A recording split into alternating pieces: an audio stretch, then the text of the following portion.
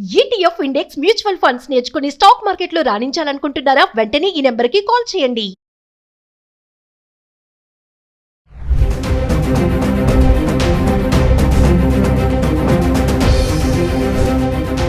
Hi hello నమస్తే, welcome back to Suman TV. ప్రస్తుతం మనతో పాటు ఉన్నారు consumer welfare committee chairman Mandadi Krishna Reddy గారు. నమస్తే సార్. నమస్కారం అమ్మా. సార్, కమింగ్ టు యుఎస్ఏ, అమెరికాలో ఇప్పుడు 2000 వీసా అపాయింట్మెంట్స్ని క్యాన్సిల్ చేశారు. ఏదైతే బాట్స్ తీసుకొచ్చిందో, మరి ఎందుకు అంటారు, ఇది క్యాన్సిల్ ఎందుకు అయ్యాయి అంటారు? ఈ బాట్స్ అంటే ఏంటి అసలు? అమెరికా వీసా సిస్టంలో మామూలుగా రెగ్యులర్గా అప్లై చేసుకునే పద్ధతులు ఉంటాయి. ఇది కాకుండా కొన్ని ప్రత్యేకమైనటువంటి కొన్ని ఏజెన్సీలు ఇక్కడ పనిచేస్తూ ఉన్నాయి. ఇది బెటర్ ఆన్లైన్ టికెట్ సేల్స్ అని యాక్ట్ ఉండడం వల్ల కొంతమంది ఏజెంట్లకి ఈ రకమైన అవకాశాన్ని యుఎస్ గవర్నమెంట్ కల్పిస్తుంది. అంటే ఒక ప్రత్యేకమైనటువంటి కేటగిరీ కిందకు వచ్చేటువంటి వాళ్ళని రెగ్యులర్గా ఉండేటువంటి ఆ క్యూ పద్ధతులు తీసుకొచ్చినట్టయితే చాలా ఎక్కువ టైం పడుతుంది. కాబట్టి అలా కాకుండా వాళ్ళని రొటీన్ పద్ధతిలో కాకుండా కొంచెం భిన్నంగా వాళ్ళది తొందరగా వీళ్ళ ముందుకు వచ్చేట్టుగా, వీసా ఆఫీస్ చేరుకునేట్టుగా, వీసాలు తొందరగా వచ్చేటట్టుగా చేయడం కోసం ఏర్పాటు చేయబడినటువంటి పద్ధతి ఇది. ఇది గతంలో ఎప్పుడో ఏర్పాటు చేశారు. అయితే ఇప్పుడు ఏమవుతుందంటే, మామూలుగా కొన్ని వేల అప్లికేషన్స్ ఉంటాయి దాదాపుగా. సో ఇప్పుడు 2000 అప్లికేషన్స్ సుమారుగా క్యాన్సిల్ అయ్యాయి, అట్లా వచ్చి ఇక్కడ ఉన్నాయి, ఇప్పుడు రెడీగా ఉన్నాయి. ఈ బాట్స్ ద్వారా వచ్చేటువంటి దానికి ఒక 35 వేల రూపాయలు దాదాపుగా ఖర్చు అవుతుంది. సుమారుగా 35,000 రూపీస్ ఖర్చు అవుతుంది. ఈ చాలామంది ఈ రెగ్యులర్ దాంట్లో పెడితే మనం ఎంతో టైం పడుతుంది కాబట్టి బాట్స్కి పోయిందో 35,000 రూపాయలు ఖర్చు పెట్టినా సరే ముందుగా మన అప్లికేషన్ వచ్చేట్టు చేసుకుంటే వీసాలు వస్తాయన్నట్టు ఆశతోటి ఈ 2,000 మంది కూడా సుమారుగా డబ్బులు కట్టారు వాళ్ళు. అయితే ఈ మధ్యకాలంలో ఈ బాట్స్లో ఎలాంటివి రావాలంటే ప్రత్యేకమైన పరిస్థితుల్లో ఉండేటువంటివి. అంటే వాళ్ళకి ఏదైనా సపోజు అమెరికాలో ఉండేటువంటి కొన్ని కార్యాలయాలు మాకు అర్జెంటుగా ఎమర్జెన్సీ ఉంది కాబట్టి వీళ్ళ రెగ్యులర్ సిస్టంలో కాకుండా మాకు ఇమీడియట్గా సప్లై చేయండి, మాకు ఎంప్లాయీస్ని తెచ్చిపెట్టండి అని చెప్పడం కానీ, లేకపోతే ఏదైనా ఒక ప్రత్యేకత వ్యక్తుల్లో ఉన్నటువంటి వ్యక్తులు ఎవరైనా ఉంటే ఆ వ్యక్తులు దేశానికి ఉపయోగపడతారు అనుకున్నప్పుడు అలాంటి వాళ్ళని తీసుకురావడానికి కానీ, అంటే కొన్ని నిర్దిష్టమైనటువంటి పనుల కోసం మాత్రమే అలాంటి వీసా యొక్క అప్లికేషన్స్ తొందరగా తీర్చే అవకాశం ఈ బాట్స్కి ఉంటుంది. కానీ బాట్స్ చేసిన పని ఏంటంటే, ఈ ఏజెన్సీలు అలా కాకుండా ఏ ప్రత్యేకత లేకపోయినా మామూలుగా రెగ్యులర్గా ఉండే అప్లికేషన్లు కూడా 35,000 తీసేసుకొని వాడు అప్లికేషన్ తీసుకొచ్చి దీంట్లో పెట్టడం మొదలుపెట్టారు. అంటే ఈ 2,000 అప్లికేషన్స్లో కూడా అలాంటి పొరపాట్లన్నీ కనబడ్డాయి. అంటే ఇవి బాట్స్ ద్వారా రావాల్సిన అప్లికేషన్స్ కావు, ఇవి మామూలుగా సీరియల్లో రావాల్సినవే. కానీ వీళ్ళు డబ్బులకు కక్కుర్తుబడి ఈ రకంగా తీసుకొచ్చారనే విషయం అమెరికన్ ఏజెన్సీస్కి అర్థమైంది.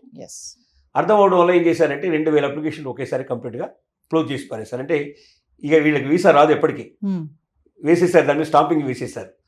ఇంకా రావడం కూడా కష్టం.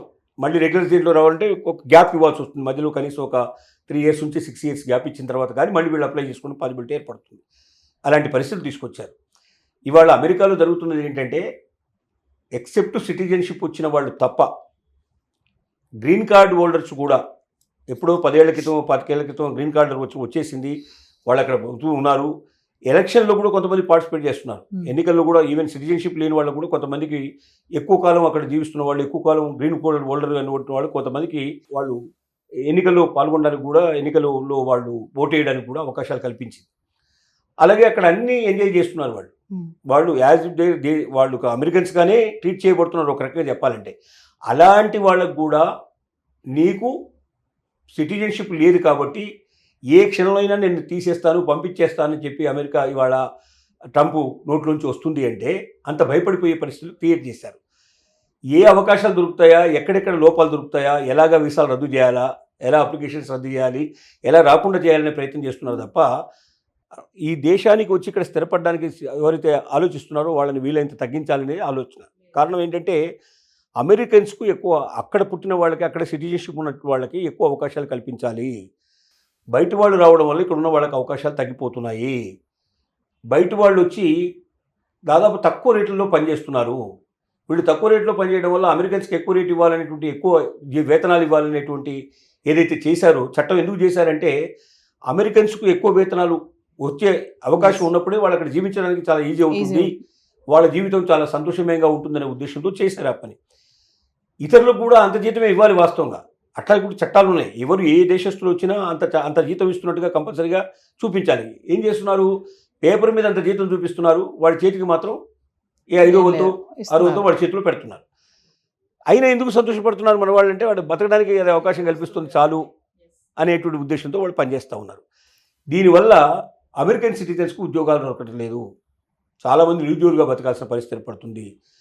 తక్కువ వేతనాలకు పనిచేయాలంటే చిన్న చిన్న జాబ్లకు పోవాల్సి వస్తుంది, తక్కువ వేతనాలకు వెళ్లాల్సిన పరిస్థితి ఏర్పడుతుంది. వీటికి వల్ల అమెరికన్స్ అంతా ఒక రకమైన నిరాశా నిస్పృహలో కోల్పోతున్నప్పుడు, వాళ్ళు పడిపోతున్నప్పుడు ట్రంప్ తిరిగి అధికారాన్ని చేరగొట్టడానికి ఈ విషయాలన్నీ బయటకు తీసుకొచ్చాడు.